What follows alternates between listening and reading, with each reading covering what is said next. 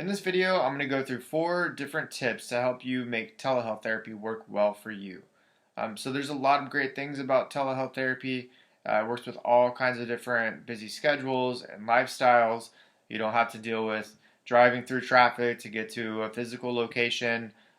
You might be able to squeeze in a session where you might not be able to otherwise. Also, I do notice that there's some people who tend to be able to open up a little bit more through telehealth, especially in those first couple of sessions. Just something about being in the own comfort of your home that can be helpful with this.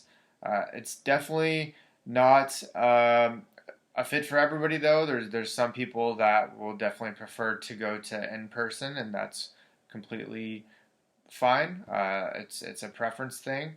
But I do want to, for those of you who are considering telehealth therapy, I want to go through these tips so that you can set yourself up for success with telehealth therapy.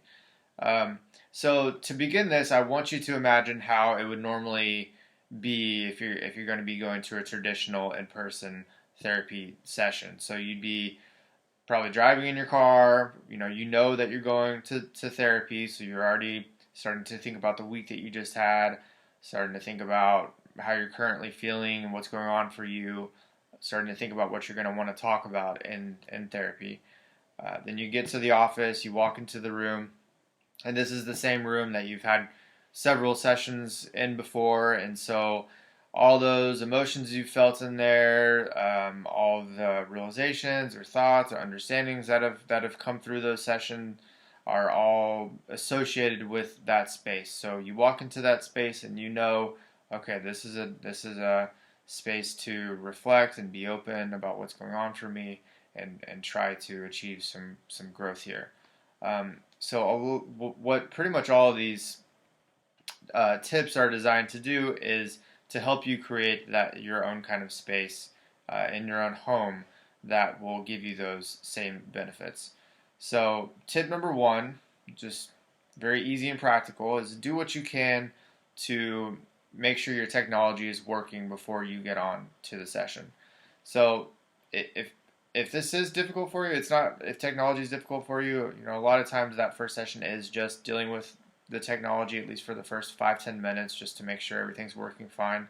But if you do know your computer or know a bit about technology, just do what you can to sign on a little bit earlier and just make sure your mic and your video is working. Again, not a huge deal. I'm sure you and the therapist can figure it out within those first 5-10 minutes. But just to try to minimize distractions, that would be a great thing to do first. Number 2, and this goes into the setting. So you want to make sure that you're in a private place and that you feel like you can say anything and everything that comes up for you, including about maybe someone that lives in the household. So you want to be in a separate room with the door locked, or not locked, but shut. Maybe you want headphones on. Maybe you don't feel like you need them. But whatever you can do to help you feel safe and comfortable with saying anything and everything that comes up for you. Because that is one of the most important things to be able to do in therapy. So you want to make sure that that you feel free to do that. Tip number 3. So this isn't always possible, but to the best of your ability, you want to try and be in the same place and setting for every session. So in the same room, in the same place in the room, maybe even in the same chair. You want to keep it consistent, and so it's almost as if it's like going into that therapist room where you have all those associations of that space to other sessions. So you're creating a space within this room where you're sitting in the same place. You have the same surroundings around you, and so all these sessions that you start to have are going to become associated with this space and the way that you're sitting and all of that. So within that same tip, you want to try to minimize distractions. So definitely don't have a TV on. Try not to have other tabs on your computer open. You want to be sitting upright. You don't want to be laying down or in a position that's going to be uncomfortable or make you tired. You are creating this space. This is a space where you're going to grow um, and explore maybe sometimes difficult emotions. So you want that all to be associated with the space that you're creating. And then the last tip, you're going. Um, it's best if you can set aside 5 minutes before the session and 5 minutes after the session. So it's almost like the period of time when you're driving to the session, right? That first 5 minutes, you know your session's about to start. Maybe you're thinking about the week, what's going on for you right now, what's coming up for you, and you're kind of preparing yourself to to talk in the therapy session.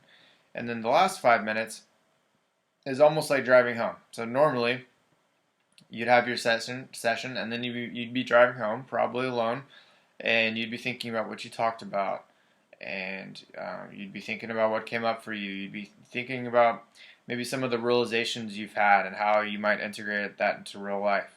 So this 5 minutes after the session is a time to help everything sink in and to help it integrate within you, so that you can bring what came from that session out into real life in the real world. You don't want to have a 55 minute session and then just abruptly get on the phone or you go into the kitchen and make something to eat. You really want to try to give yourself that time to help all that integrate. So if you follow those 4 tips, it's going to go a long way, and it will kind of help you avoid some of the um,